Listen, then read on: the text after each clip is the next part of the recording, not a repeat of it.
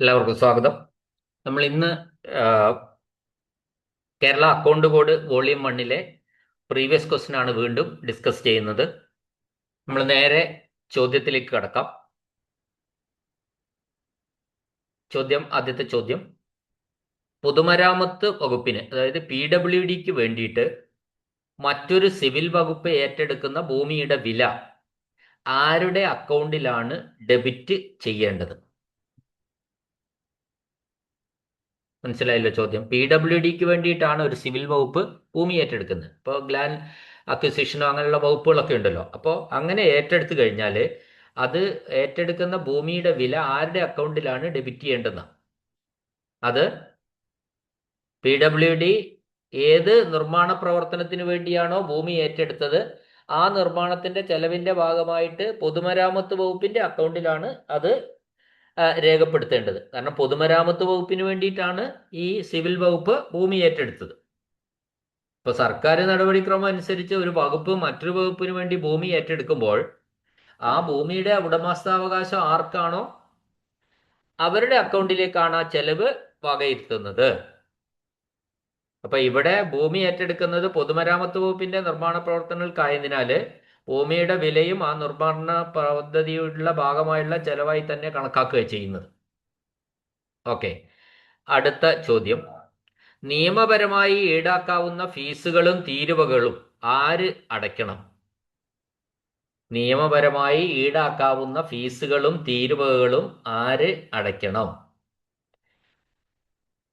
അപ്പൊ അതിന്റെ ഒരു ഉത്തരം എന്താന്ന് വെച്ചാല് സ്വകാര്യ വ്യക്തികളെ പോലെ തന്നെ ഈ സർക്കാർ വകുപ്പുകളും അടയ്ക്കണം എന്നതാണ് ആൻസർ. അപ്പൊ അതിന്റെ ഒരു വിശദീകരണം പറയുകയാണെങ്കിൽ സാധാരണയായിട്ട് നിയമം അനുശാസിക്കുന്ന ഫീസുകളോ മറ്റു തീരുവകളോ അടയ്ക്കുന്ന കാര്യത്തിൽ സർക്കാർ വകുപ്പുകൾക്കും സ്വകാര്യ വ്യക്തികൾക്കും ഒരേ നിയമമാണ് ബാധകമാവുന്നത്.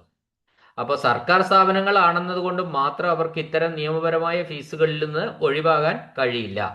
അതിൽ അക്കാര്യത്തിൽ എന്താണെന്ന് വെച്ചാൽ സ്വകാര്യ വ്യക്തികൾ എങ്ങനെയാണോ ഫീസുകൾ അടയ്ക്കുന്നത് അതേ രീതിയിൽ തന്നെ സർക്കാർ വകുപ്പുകളും ഇവ അടയ്ക്കേണ്ടതാണ്.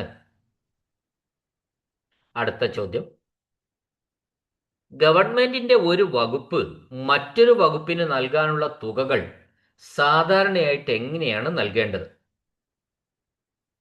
ഗവൺമെന്റിന്റെ ഒരു വകുപ്പ് മറ്റൊരു വകുപ്പിന് നൽകേണ്ട തുകകൾ സാധാരണയായിട്ട് എങ്ങനെയാണ് നൽകേണ്ടത്?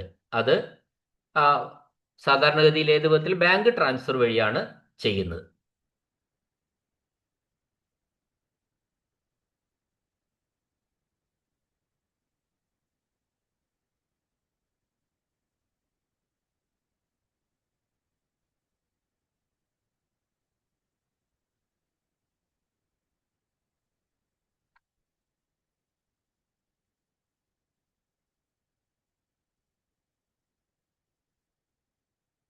ഓക്കെ, അടുത്ത ചോദ്യം, സാധാരണഗതിയിൽ സ്വകാര്യ വ്യക്തികളിൽ നിന്നോ സ്ഥാപനങ്ങളിൽ നിന്നോ ഉള്ള തിരിച്ചടവുകളെ എങ്ങനെയാണ് കണക്കാക്കേണ്ടത്?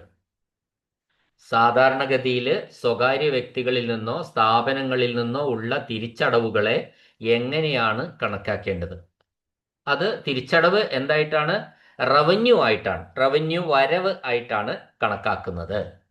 അപ്പൊ അതിന്റെ ഒരു വിശദീകരണം എന്ന് പറഞ്ഞാൽ സർക്കാർ ഓഫീസുകൾ നടത്തുമ്പോൾ ഉണ്ടാകുന്ന ചെലവുകൾക്ക് പകരമായി സ്വകാര്യ വ്യക്തികളിൽ നിന്നോ സ്ഥാപനങ്ങളിൽ നിന്നോ ലഭിക്കുന്ന തുകകളെ സർക്കാരിന്റെ റവന്യൂ അല്ലെങ്കിൽ വരവായിട്ടാണ് കണക്കാക്കുന്നത്.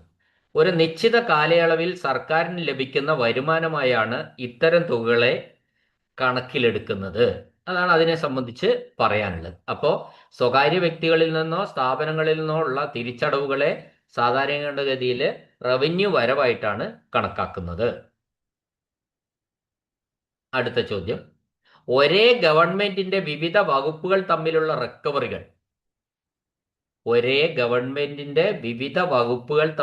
റിക്കവറികൾ ചെലവ് നടന്ന വർഷത്തെ അക്കൗണ്ടുകൾക്കുള്ളിൽ തന്നെ നടത്തിയാൽ അവയെ എങ്ങനെ കണക്കാക്കണം എന്നാണ്.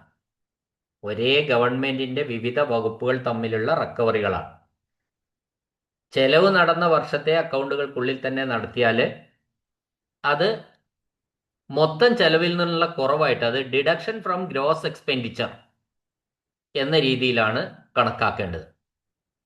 അപ്പോൾ സർക്കാർ അക്കൗണ്ടിംഗ് തത്വം അനുസരിച്ചാണെങ്കിൽ ഒരു പ്രത്യേക സാമ്പത്തിക വർഷത്തിനുള്ളിൽ തന്നെ ഒരു വകുപ്പിൽ നിന്ന് മറ്റൊരു വകുപ്പിലേക്ക് നടത്തുന്ന റിക്കവറികൾ യഥാർത്ഥ ചെലവിനെ കുറയ്ക്കുന്നു. അതിനാൽ ഈ തുകയെ മൊത്തം ചെലവിൽ നിന്ന് കുറയ്ക്കുകയാണ് ചെയ്യുന്നത്.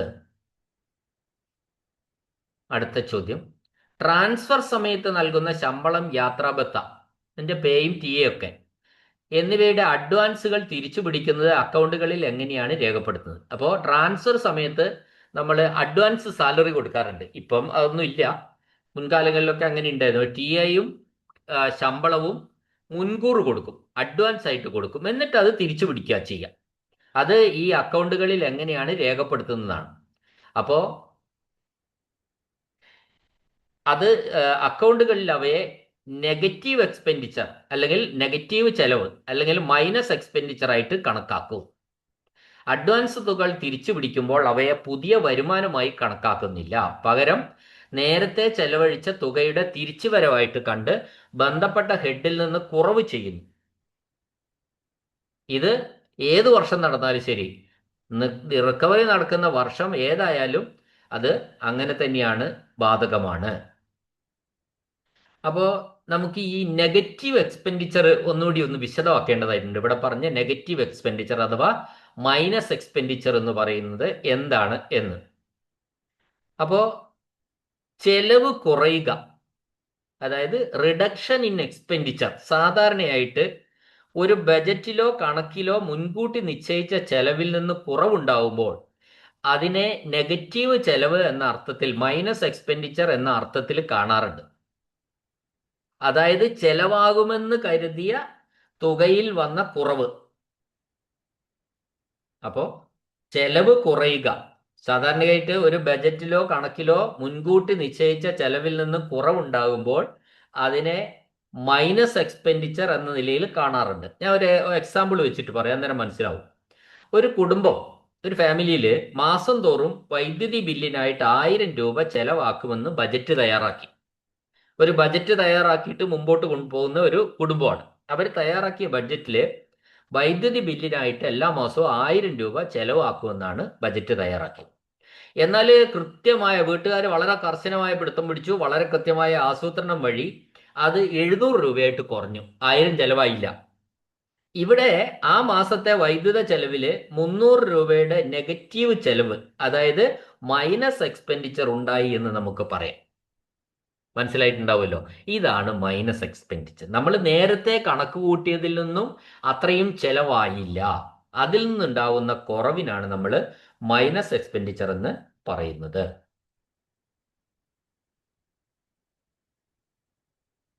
ഇനി അടുത്ത ചോദ്യം,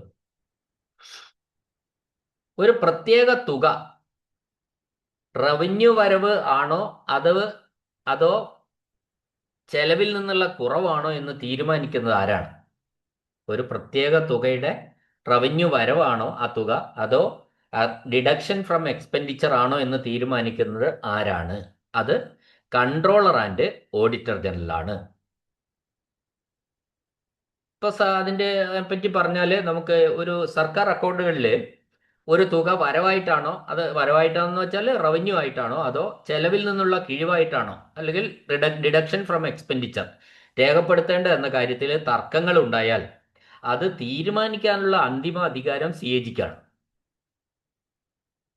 അപ്പോൾ അതിന്റെ കാരണം എന്താണെന്ന് വെച്ചാൽ, സർക്കാർ ധനകാര്യ ഇടപാടുകൾ കൃത്യമായി ക്ലാസിഫൈ ചെയ്യുന്നതിനും ഓഡിറ്റ് ചെയ്യുന്നതിനും വേണ്ടിയിട്ടുള്ള നിർദ്ദേശങ്ങൾ നൽകുന്നത് CAG ആണ്. അടുത്ത ചോദ്യം, ഗവൺമെന്റിലേക്ക് വരേണ്ട പണം ഒരു സർക്കാർ ഉദ്യോഗസ്ഥന്റെ കൈവശം എത്തിച്ചേരുകയും അത് കൺസോളിഡേറ്റഡ് ഫണ്ടിൽ നിക്ഷേപിക്കുന്നതിന് മുമ്പ് മോഷ്ടിക്കപ്പെടുകയോ നഷ്ടപ്പെടുകയോ അല്ലെങ്കിൽ അപഹരിക്കപ്പെടുകയോ ചെയ്താൽ പിന്തുടരേണ്ട നടപടിക്രമം എന്താണ്? ചോദ്യം മനസ്സിലായിട്ടുണ്ടോ? ഒരിക്കൽ കൂടി, ഗവൺമെന്റിലേക്ക് വരേണ്ട ഒരു പണം സർക്കാർ ഉദ്യോഗസ്ഥന്റെ കൈവശം എത്തിച്ചേർന്നു, എന്നാൽ അത് കൺസോളിഡേറ്റഡ് ഫണ്ടിൽ അടയ്ക്കുന്നതിന് മുമ്പ് മോഷ്ടിക്കപ്പെടുകയോ നഷ്ടപ്പെടുകയോ അല്ലെങ്കിൽ അപഹരിക്കപ്പെടുകയോ ചെയ്താൽ പിന്തുടരേണ്ട നടപടിക്രമം എന്താണ് എന്നാണ് ചോദ്യം. ഉത്തരം, കൺസോളിഡേറ്റഡ് ഫണ്ടിലേക്ക് ഒരു വരവായി അത് കൊണ്ടുവരികയും പിന്നീട് ഒരു പ്രത്യേക തലത്തിൽ ചെലവ് വശത്ത് അത് വരവായിട്ട് കൊണ്ടുവന്നിട്ട് സെപ്പറേറ്റ് ഹെഡിൽ അതിൻ്റെ ചെലവിൻ്റെ സൈഡിൽ അല്ലെങ്കിൽ എക്സ്പെൻഡിച്ചർ സൈഡിൽ അത് നഷ്ടമായി കാണിക്കുകയുമാണ്. അപ്പോൾ അതിൻ്റെ പറ്റി വിശദീകരണം പറഞ്ഞാൽ, ഒരു സർക്കാർ ഉദ്യോഗസ്ഥന്റെ കൈവശം എത്തിയ പണം നിയമപരമായി സർക്കാർ ഖജനാവിലേക്ക് എത്തിച്ചേരേണ്ടതാണ്. ഇടയിൽ വെച്ച് പണം നഷ്ടപ്പെട്ടാലും കണക്ക് പുസ്തകത്തിൽ ആ പണം ലഭിച്ചതായി കാണിക്കേണ്ടത് അനിവാര്യമാണ്. അതിനാൽ ആദ്യം ഈ തുക കൺസോളിഡേറ്റഡ് ഫണ്ടിൽ ലഭിച്ചതായി കണക്കിൽ കാണിക്കുന്നു. അതേസമയം തന്നെ പണം നഷ്ടപ്പെട്ടതുകൊണ്ട് ഈ തുക ചെലവ് വശത്ത് ഒരു പ്രത്യേക വിഭാഗത്തിൽ നഷ്ടം ആയിട്ട്, ലോസ് ആയിട്ട് രേഖപ്പെടുത്തുന്നു. ഇതിലൂടെ സർക്കാരിൻ്റെ വരവ് ചെലവ് കണക്കുകളിൽ ഈ ഇടപാട് കൃത്യമായി രേഖപ്പെടുത്തുകയും പിന്നീട് സംഭവത്തെക്കുറിച്ച് അന്വേഷണം നടത്തുമ്പോൾ ഈ രേഖകൾ സഹായകമാവുകയും ചെയ്യും. അടുത്ത ചോദ്യം, അതായത് അങ്ങനെ ആകുമ്പോഴേ ടാലി ആവുള്ളൂ. അതാണ് അവിടുത്തെ പ്രശ്നം. ഒരു വരവിൽ കാണിച്ചാൽ അത് ചെലവിൽ ഇത് പോവുള്ളൂ. അപ്പോൾ അത് രണ്ട് ഭാഗവും എക്സ്പെൻഡിച്ചറും റെസീറ്റും എക്സ്പെൻഡിച്ചറും തമ്മിൽ ഒരു ബാലൻസ് ചെയ്യണമെങ്കിൽ അത്തരത്തിൽ കാണിക്കേണ്ടതായിട്ടുണ്ട്. അടുത്ത ചോദ്യം, ഉന്നത അധികാരികളുടെ ഉത്തരവനുസരിച്ച് എഴുതിത്തള്ളിയ ഒരു പണം എങ്ങനെ കണക്കാക്കണം? റൈറ്റ് ഓഫ് ചെയ്ത പണമാണ്. അപ്പോൾ ഉന്നത അധികാരികളുടെ ഉത്തരവനുസരിച്ചാണ് റൈറ്റ് ഓഫ് ചെയ്തത്. അതിനെ ഏത് വിധത്തിൽ കണക്കാക്കണമെന്നാണ് ചോദ്യം. അത് ബന്ധപ്പെട്ട വകുപ്പിൻ്റെ ഒരു കണ്ടിൻജന്റ് ചാർജായിട്ട് ഡെബിറ്റ് ചെയ്യണമെന്നാണ് വകുപ്പ്. അതിന് ആൻസർ ശ്രദ്ധിക്കുക. ബന്ധപ്പെട്ട ഏത് വകുപ്പിൽ നിന്നാണോ ഈ പണം എഴുതിത്തള്ളുന്ന റൈറ്റ് ഓഫ് ചെയ്യുന്നത്, ആ വകുപ്പിൻ്റെ ഒരു കണ്ടിൻജന്റ് ചാർജായിട്ട് ഡെബിറ്റ് ചെയ്യണം. അപ്പോൾ നമ്മൾ മനസ്സിലാക്കേണ്ട കാര്യം എന്താണെന്ന് വെച്ചാൽ, ഒരു സാമ്പത്തിക നഷ്ടം എഴുതിത്തള്ളുകയാണ്. ഇപ്പം ഇവിടെ ഒരു സാമ്പത്തിക നഷ്ടമാണ്. അപ്പോൾ ഒരു ജീവനക്കാരന് എന്തെങ്കിലും തരത്തിലുള്ള അഡ്വാൻസ് കൊടുത്തു, അയാൾ മരണപ്പെട്ടു, അല്ലെങ്കിൽ അയാൾ പാപ്പരായിപ്പോയി, അയാൾക്ക് അടയ്ക്കാൻ നിവൃത്തിയില്ല. അത്തരം ഒരു സാഹചര്യം വന്നാൽ തിരിച്ചു കിട്ടാൻ യാതൊരുവിധ നിവൃത്തിയില്ലാത്ത ഒരു പണമായിട്ട് അത് മാറുകയാണ്. അത്തരം ഒരു സന്ദർഭം വരുമ്പോൾ ഉന്നത ഉദ്യോഗസ്ഥരുടെ അനുമതിയോടുകൂടി വേണമെങ്കിൽ അത് റൈറ്റ് ഓഫ് ചെയ്യാം, എഴുതിത്തള്ളാം. അപ്പം ഇങ്ങനെ ഒരു സാമ്പത്തിക നഷ്ടം എഴുതിത്തള്ളുമ്പോൾ അത് യഥാർത്ഥത്തിൽ നടന്ന ചെലവായി കണക്കാക്കാതെ വകുപ്പിൻ്റെ അപ്രതീക്ഷിത ചെലവുകളുടെ ഭാഗമായി ഉൾപ്പെടുത്തുകയാണ് ചെയ്യുന്നത്. അത് അപ്രതീക്ഷിത ചെലവാണ് ശരിക്കും കണ്ടിൻജന്റ് ചാർജ് എന്നതുകൊണ്ട് ഉദ്ദേശിക്കുന്നത്. മനസ്സിലായിട്ടുണ്ടാവുമെന്ന് വിചാരിക്കുന്നു. അപ്പോൾ ഈ പണം, എഴുതിത്തള്ളിയ പണം എന്തായിട്ട് കണക്കാക്കണം, എങ്ങനെ കണക്കാക്കണം എന്നാ ചോദ്യം. അത് ആ ബന്ധപ്പെട്ട വകുപ്പിൻ്റെ ഒരു കണ്ടിൻജന്റ് ചാർജായിട്ട് ഡെബിറ്റ് ചെയ്യണം എന്നാണ് ആൻസർ. അത് എന്തുകൊണ്ടാണ് അങ്ങനെയെന്ന് ചോദിച്ചാൽ, ഒരു സാമ്പത്തിക നഷ്ടം എഴുതി തള്ളുമ്പോൾ അത് യഥാർത്ഥത്തിൽ നടന്ന ചെലവായി കാണിക്കാതെ വകുപ്പിൻ്റെ അപ്രതീക്ഷിത ചെലവുകളുടെ ഭാഗമായിട്ട്, അതാണ് അപ്രതീക്ഷിത ചെലവുകൾ എന്ന് പറയുന്നതാണ് ഈ കണ്ടിൻജന്റ് ചാർജ്, അത് ആ കണ്ടിൻജന്റ് ചാർജായിട്ട് ഉൾപ്പെടുത്തുകയാണ് ചെയ്യുന്നത്. അടുത്ത ചോദ്യം, വ്യാജ നാണയങ്ങളോ നോട്ടുകളോ സ്വീകരിക്കുന്നത് എങ്ങനെ രേഖപ്പെടുത്തണം? അത് ഒരു പണനഷ്ടമായിട്ട്, ലോസ് ഓഫ് ക്യാഷ് ആയിട്ട് രേഖപ്പെടുത്തണം. വ്യാജ നാണയങ്ങളോ നോട്ടുകളോ സ്വീകരിച്ചു പോയി, അങ്ങനെയാണെങ്കിൽ അത് എങ്ങനെ രേഖപ്പെടുത്തണം? അത് പണനഷ്ടമായിട്ട് തന്നെയാണ് രേഖപ്പെടുത്തേണ്ടത്.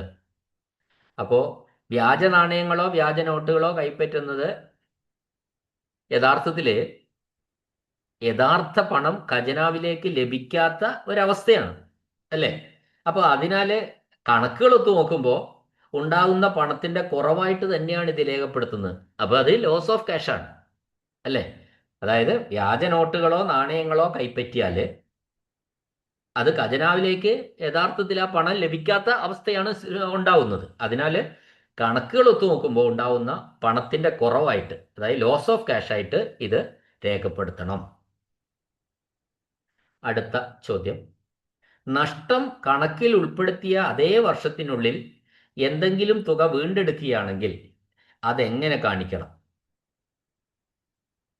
നഷ്ടം കണക്കിൽ ഉൾപ്പെടുത്തിയ അതേ വർഷത്തിനുള്ളിൽ എന്തെങ്കിലും തുക റിക്കവറി കിട്ടുകയാണെങ്കിൽ എന്ത് ചെയ്യണം, എങ്ങനെ കാണിക്കണമെന്നാണ്. ആ നഷ്ടം ഏത് ഹെഡിലാണോ നമ്മൾ രേഖപ്പെടുത്തിയിരിക്കുന്നത് അതിൽ നിന്ന് ആ നഷ്ടം കുറവ് ചെയ്തിട്ട് കാണിക്കണം, അല്ലേ? അപ്പോൾ 1 ലക്ഷം രൂപ ലോസ് ആണെങ്കിൽ അതിൽ 50,000 കിട്ടിയാൽ ലോസ് എന്തായി? അതിൽ നിന്ന് കുറവ് ചെയ്യണം 50,000. ആ രീതിയിൽ കാണിക്കണമെന്നാണ്. അപ്പൊ നഷ്ടം രേഖപ്പെടുത്തിയ അതേ വർഷത്തിൽ തന്നെ പണം തിരികെ ലഭിക്കുകയാണെങ്കിൽ അത് പുതിയൊരു വരുമാനമായി കാണിക്കുന്നതിന് പകരം ആദ്യം നടന്ന നഷ്ടത്തിന്റെ തുകയിൽ നിന്ന് അത് കുറയ്ക്കുകയാണ് ചെയ്യേണ്ടത്. ഇതുവഴി അക്കൗണ്ടുകളിൽ ശരിയായ ബാലൻസ് നിലനിർത്താൻ വേണ്ടി സാധിക്കും. തൻവർഷമാണെങ്കിലാണ് ഞാൻ ഈ പറഞ്ഞത്. ഓക്കെ, അടുത്ത ചോദ്യം. ഇതിന്റെ നേരെ വിപരീത ചോദ്യം വരുന്നത്, ഒരു വർഷത്തെ അക്കൗണ്ടുകൾ ക്ലോസ് ചെയ്ത ശേഷം ഉണ്ടാകുന്ന നഷ്ടം തിരിച്ചു പിടിക്കുന്നത് എങ്ങനെ കാണിക്കണം? അപ്പോൾ ഒരു വർഷം കഴിഞ്ഞു, ആ അക്കൗണ്ടുകളൊക്കെ ക്ലോസ് ചെയ്തു, പിറ്റേ വർഷം അത് പിടിച്ച് റിക്കവറി നടന്നു എങ്കിൽ അതൊരു റവന്യൂ റെസീറ്റ് ആയിട്ട്, ഒരു വരുമാനമായിട്ട് കണക്കാക്കണം. ഈ റവന്യൂ റെസീറ്റ് ആയിട്ട് പിറ്റേ വർഷമാണെങ്കിൽ, അതേ വർഷമാണെങ്കിൽ മാത്രമാണ് ഈ നഷ്ടത്തിൽ കുറവ് ചെയ്യുക. പിറ്റേ വർഷമാണ്, ആ വർഷത്തെ അക്കൗണ്ടുകളൊക്കെ ക്ലോസ് ചെയ്തു, പിറ്റേ വർഷമാണെങ്കിൽ എന്തായി, അത് പുതിയ അക്കൗണ്ടുകളിൽ നമ്മൾ അതൊരു റവന്യൂ റെസീറ്റ് ആയിട്ട് കണക്കാക്കണം. അപ്പോൾ സാധാരണഗതിയിൽ ഈ അക്കൗണ്ടിങ് വർഷം അവസാനിച്ചു കഴിഞ്ഞാൽ പഴയ അക്കൗണ്ടുകളിൽ നമുക്ക് തിരുത്തലുകൾ വരുത്താൻ പറ്റില്ല. അപ്പോൾ അതിനാൽ പിന്നീട് ലഭിക്കുന്ന ഇത്തരം തുകകളെ ഒരു പ്രത്യേക വരുമാനമായിട്ട്, അതായത് റവന്യൂ റെസീറ്റ് ആയിട്ട് റവന്യൂ റെസീറ്റ് കണക്കാക്കി വരവ് വെക്കുകയാണ് ചെയ്യുന്നത്. അടുത്ത ചോദ്യം, വ്യാജ നാണയങ്ങളോ നോട്ടുകളോ സ്വീകരിക്കുന്നത് മൂലമുണ്ടാകുന്ന പണനഷ്ടം അത് എഴുതിത്തള്ളാനുള്ള ഉത്തരവ് ലഭിക്കുന്നത് വരെ ഏത് തലത്തിൽ ഡെബിറ്റ് ചെയ്യണം?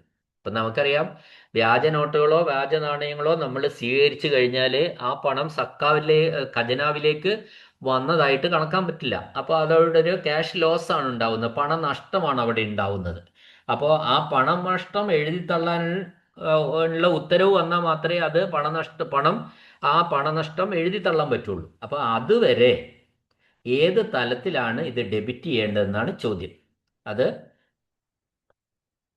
തിരിച്ചടയ്ക്കേണ്ട അഡ്വാൻസുകൾ എന്നതിലാണ്, അഡ്വാൻസ് റീപേയബിൾ എന്ന തലത്തിലാണ് അത് ഡെബിറ്റ് ചെയ്യേണ്ടത്. അഡ്വാൻസ് റീപേയബിൾ, അതായത് തിരിച്ചടയ്ക്കേണ്ട അഡ്വാൻസുകൾ എന്ന വിഭാഗത്തിലാണ് ഈ ക്യാഷ്, ഈ പണനഷ്ടം എഴുതിത്തള്ളാനുള്ള ഉത്തരവ് ലഭിക്കുന്നത് വരെ ആ രീതിയിൽ അത് കൺസിഡർ ചെയ്ത് പോവുക. അതായത് തിരിച്ചടയ്ക്കേണ്ട അഡ്വാൻസുകൾ. അപ്പൊ സാധാരണഗതിയിൽ ഈ വ്യാജ നോട്ടുകൾ മൂലമുള്ള നഷ്ടം സ്ഥിരീകരിച്ചു കഴിഞ്ഞാൽ പിന്നെ അത് എഴുതി തള്ളണം.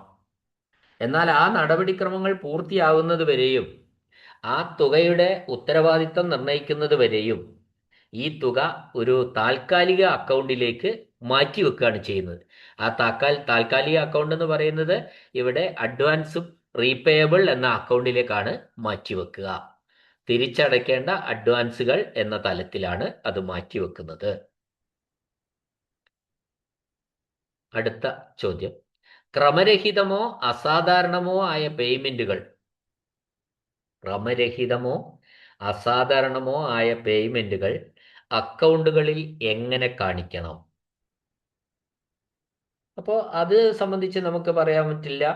അതിന്റെ സ്വഭാവം അനുസരിച്ച് ഒരു പേയ്മെന്റ് ക്രമരഹിതമാണെങ്കിലും അസാധാരണമാണെങ്കിലും അത് ആ ചെലവിന്റെ സ്വഭാവം അനുസരിച്ചാണ് നമ്മൾ, according to the nature of expenditure, അത് ആ സ്വഭാവം അനുസരിച്ചാണ് നമ്മൾ അക്കൗണ്ടുകളിൽ കാണിക്കുന്നത്. അപ്പൊ നമ്മളൊരു പേയ്മെന്റ് ക്രമരഹിതമാണ് അല്ലെങ്കിൽ അസാധാരണമാണ് എങ്കിൽ അത് ഏത് ആവശ്യത്തിനായാണോ നടത്തിയത് ആ ചെലവിന്റെ സ്വഭാവം അല്ലെങ്കിൽ തരം അനുസരിച്ചുള്ള അക്കൗണ്ട് ഹെഡിലാണ് അത് രേഖപ്പെടുത്തേണ്ടത്. അടുത്ത ചോദ്യം, ശമ്പളത്തിൽ ഉണ്ടാകുന്ന അധിക payment, over payment of pay, ഏത് ഹെഡിലാണ് ഡെബിറ്റ് ചെയ്യേണ്ടത്? അത് ശമ്പളത്തിൽ തന്നെയാണ് ഡെബിറ്റ് ചെയ്യേണ്ടത്. ഇപ്പൊ ശമ്പളം നൽകിയതിൽ ഓവർ പേയ്മെന്റ് വന്നു, നമ്മൾ ഒരു ശമ്പളം നൽകി കിട്ടിക്കഴിഞ്ഞാൽ അധികം കിട്ടിയിട്ടുണ്ടെങ്കിൽ ആ തുക തിരിച്ചടക്കി എങ്ങനെയാ? അതേ ഹെഡ് ഓഫ് അക്കൗണ്ടിലേക്ക് തന്നെ തിരിച്ചടയ്ക്കാം. ROP എന്ന് പറയും, റീഫണ്ട് ഓഫ് ഓവർ പേയ്മെന്റ് എന്ന് പറയും. അപ്പോൾ ശമ്പളം നൽകിയതിൽ അബദ്ധവശാൽ അധിക തുക നൽകിയാൽ അത് വീണ്ടെടുക്കുന്നവരെ യഥാർത്ഥത്തിൽ ശമ്പളം നൽകിയ അതേ ഹെഡിൽ തന്നെ ഡെബിറ്റ് ചെയ്ത് കാണിക്കണം.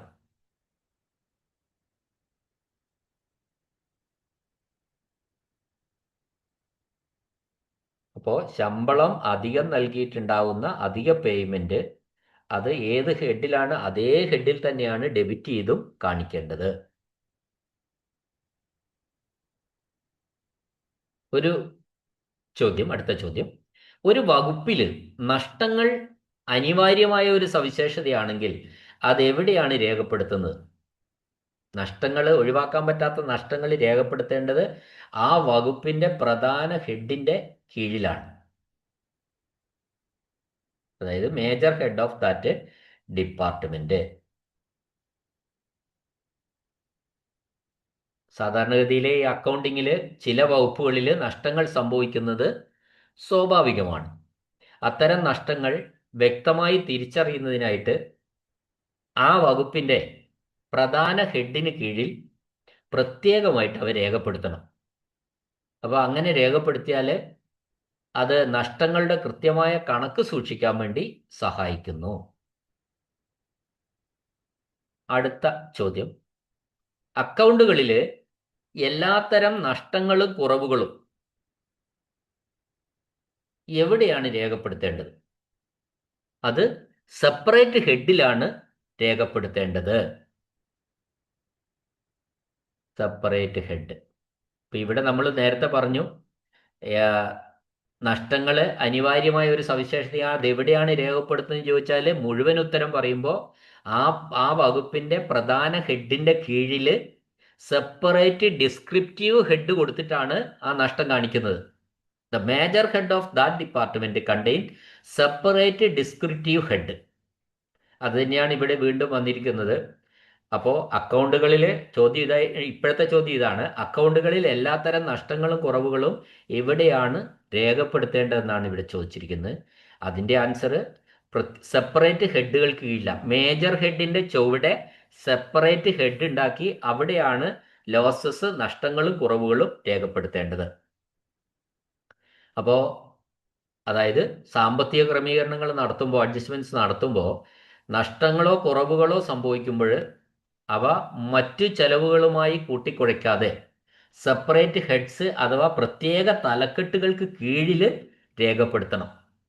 അപ്പോൾ ഇതിങ്ങനെ ചെയ്താൽ ഓഡിറ്റിംഗ് സമയത്ത് കണക്കുകൾ പരിശോധിക്കുമ്പോഴും നമുക്കതിൻ്റെ കൃത്യത ഉറപ്പാക്കാൻ വേണ്ടി കഴിയും. അടുത്ത ചോദ്യം, അപ്രോപ്രിയേഷൻ അക്കൗണ്ടുകളിൽ നഷ്ടങ്ങൾ കാണിക്കുന്നത് സംബന്ധിച്ചിട്ടുള്ള നിയമങ്ങൾ ഈ അക്കൗണ്ടുകൾ തയ്യാറാക്കുന്നതിനായി ഡാഷ് പുറപ്പെടുവിച്ച നിർദ്ദേശങ്ങളിൽ അടങ്ങിയിരിക്കുന്നു. അപ്പോൾ ആരായിരിക്കും നിർദ്ദേശം പുറപ്പെടുവിച്ചിട്ടുണ്ടാവുക? അപ്രോപ്രിയേഷൻ അക്കൗണ്ടുകളിൽ നഷ്ടങ്ങൾ കാണിക്കുന്ന ഇത് സംബന്ധിച്ചുള്ള നിയമങ്ങൾ അത് കൺട്രോളർ ആൻഡ് ഓഡിറ്റർ ജനറൽ പുറപ്പെടുവിച്ച നിർദ്ദേശങ്ങളിലാണ് അടങ്ങിയിരിക്കുന്നത്. അതുകൊണ്ട് ഇവിടെ answer controller and auditor general of India ആണ്. അതായത് കോൺസ്റ്റിറ്റ്യൂഷന്റെ ആർട്ടിക്കിൾ 150 പ്രകാരം 150 പ്രകാരം കേന്ദ്രത്തിന്റെയും സംസ്ഥാനങ്ങളുടെയും അക്കൗണ്ടുകൾ ഏത് രൂപത്തിലായിരിക്കണം എന്ന് നിശ്ചയിക്കുന്നത് CAG ആണ്. അപ്പോൾ ഇദ്ദേഹം നൽകുന്ന ഉപദേശപ്രകാരം രാഷ്ട്രപതിയാണ് ഇക്കാര്യത്തിൽ അന്തിമ തീരുമാനം എടുക്കുന്നത്. നമ്മൾ അതിനെ സംബന്ധിച്ച് മനസ്സിലാക്കേണ്ടത്.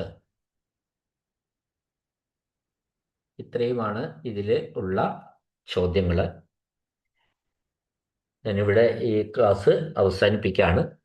നമ്മൾ കേരള അക്കൗണ്ട് കോഡിൽ ഇടയ്ക്കിടെ ചാപ്റ്റർ വൈസ് ക്വസ്റ്റ്യൻസ് ഇവിടെ അവസാനിക്കുകയാണ്.